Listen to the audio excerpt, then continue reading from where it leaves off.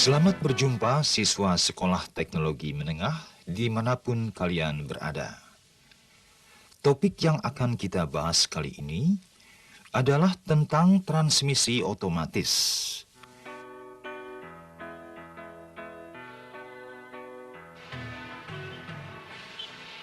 Coba kalian perhatikan di lingkungan kalian, tentunya banyak terdapat kendaraan roda 4 atau mobil yang lalu lalang.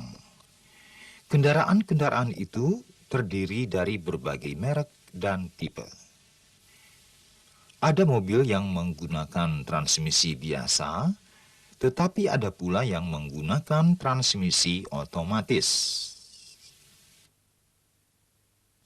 Kendaraan dengan transmisi biasa, bila pengemudinya menghendaki merubah kecepatan laju mobil sesuai dengan kebutuhan, maka digunakan tongkat pemindah gigi atau shift lever dan menginjak pedal kopling. Sedangkan kendaraan yang menggunakan transmisi otomatis, pemindahan tenaga putar ke tingkat kecepatan yang berbeda tidak lagi memerlukan menekan pedal kopling, tetapi dilakukan secara otomatis. Jika kita berbicara tentang transmisi otomatis, maka jenis dan konstruksinya berbeda-beda. Akan tetapi, fungsi dan prinsip kerjanya sama, yaitu memperbesar momen saat mobil dalam keadaan beban berat atau saat mendaki. Memperkecil momen pada saat mobil melaju dengan kecepatan tinggi, dapat pula memperkecil momen saat mobil sedang mundur. Bagian utama dari transmisi otomatis adalah pertama, torak konverter. Torak biasanya dipasang pada poros input transmisi dan diikat dengan baut pada bagian belakang poros engkol mesin. Sebagai kopling fluida, torak meneruskan momen putar mesin ke transmisi. Sedangkan sebagai engine flywheel, bagian luarnya mempunyai ring gear yang berfungsi untuk menghidupkan mesin oleh motor starter torak.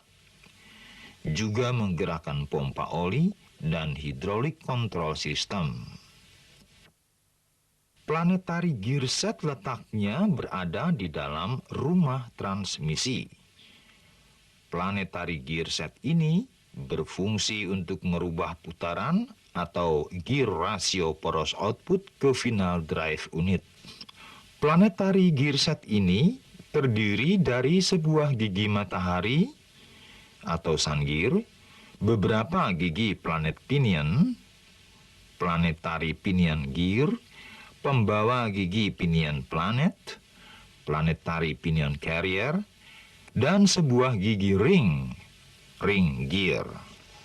Adapun fungsi dari planetary gear set ialah menghasilkan beberapa perbandingan gigi atau gear ratio, momen dan kecepatan sesuai dengan kondisi jalan. Untuk memundurkan jalannya kendaraan, memberikan posisi gigi netral yang memungkinkan mesin berputar idle pada saat kendaraan berhenti. Baik sun gear, ring gear maupun pinion gear terkunci dengan gigi lain yang bereaksi sebagai input dan output, sehingga terjadi percepatan, perlambatan, dan gerak mundur. Bila ring gear berputar searah jarum jam, maka pinion gear akan berputar mengelilingi sun gear sambil berputar searah jarum jam. Hal ini menyebabkan putaran carrier menjadi lambat sesuai dengan banyaknya gigi ring dan sun gear.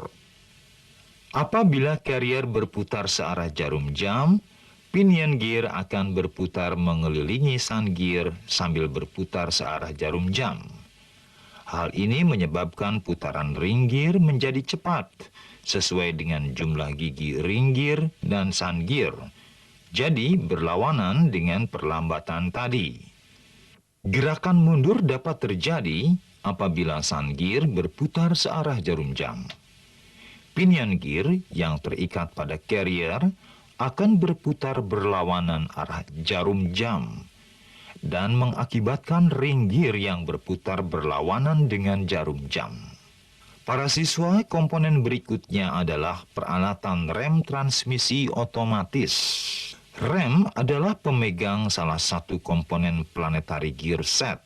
Maksudnya untuk mendapatkan perbandingan putaran atau gear ratio yang diinginkan.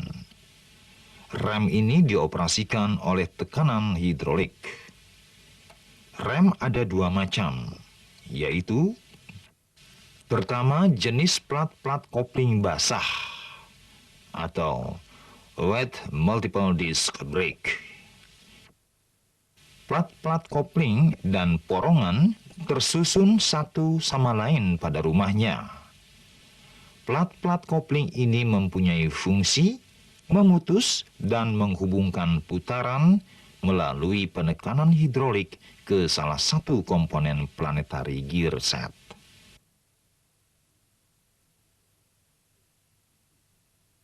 Kedua, jenis ban rem atau brake band. Ban rem dilingkarkan di sekeliling tromol rem atau brake drum yang disatukan dengan salah satu komponen planetary gear set.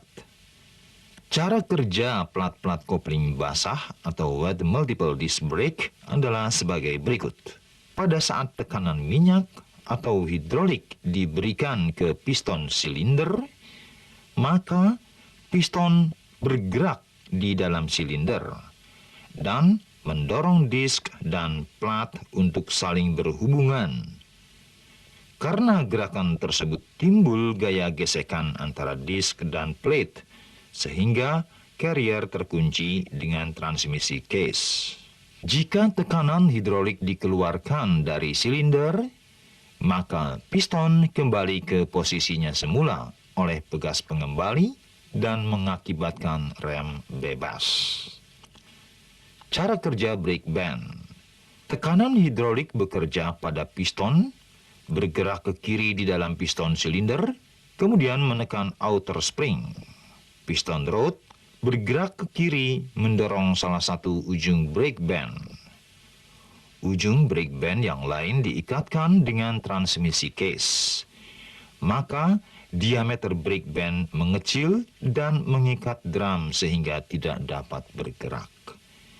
Pada saat ini terjadi gesekan yang kuat antara brake band dan drum.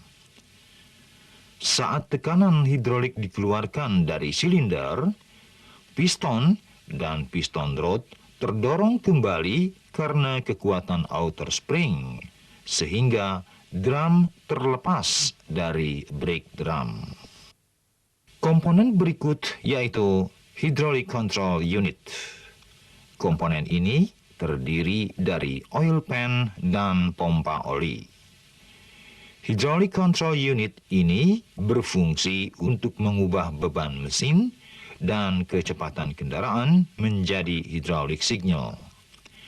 Berdasarkan signal inilah, tekanan hidrolik dialirkan ke kopling, rem, dan planetary gear untuk mengubah gear ratio secara otomatis sesuai kondisi pengemudian.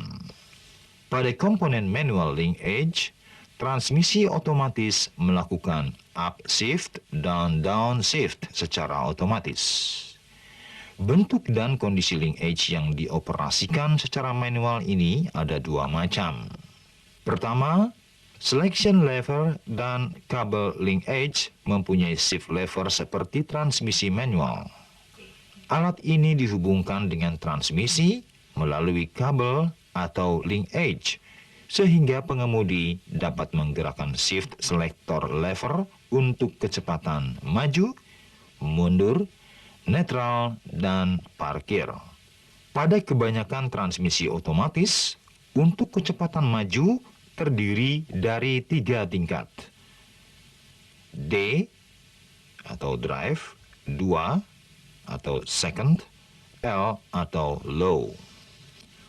Untuk keamanan, Mesin hanya dapat di-start bila transmisi dalam posisi N atau netral atau P parkir. Dalam posisi tersebut, transmisi tidak meneruskan tenaga putar dari mesin ke final drivetrain. Komponen terakhir dari transmisi otomatis yaitu automatic transmission fluid. Untuk melumasi transmisi otomatis digunakan high-grade petroleum-based mineral, oil khusus yang dicampur dengan beberapa bahan tambahan. Minyak ini dikenal sebagai automatic transmission fluid atau ATF. Untuk membedakannya dari jenis minyak lainnya, transmisi otomatis harus selalu menggunakan jenis ATF yang telah ditentukan. Apabila transmisi otomatis menggunakan ATF campuran, maka kemampuan kerjanya akan menurun. Agar supaya dapat bekerja dengan baik dan benar, maka harus selalu memperhatikan level minyak melalui tongkat pengukur atau dipstick. Dalam melakukan pemeriksaan level minyak, sebaiknya saat mesin berputar idle dan transmisi bekerja pada suhu kerja normal dan posisi tuas berada pada posisi P atau parkir. Penggantian minyak dilakukan dari perubahan warna minyak. Apabila minyak berada di bawah level pada lipstick, maka perlu penambahan. Di samping itu, pemeriksaan terhadap kebocoran minyak dilakukan sebelum saatnya penggantian. Selain itu, automatic transmission fluid atau ATF mempunyai fungsi 1. Memudahkan momen puntir pada torak converter. 2. Mengendalikan hydraulic control system, kerja kopling dan brake band pada transmisi otomatis. 3. Melumasi planetary gear set dan bagian-bagian lain yang berputar atau bergerak. 4. Mendinginkan bagian-bagian yang berputar atau bergerak. Para siswa, demikianlah tadi pokok bahasan tentang transmisi otomatis. Semoga apa yang telah disajikan dapat berguna bagi kalian semua. Selamat belajar.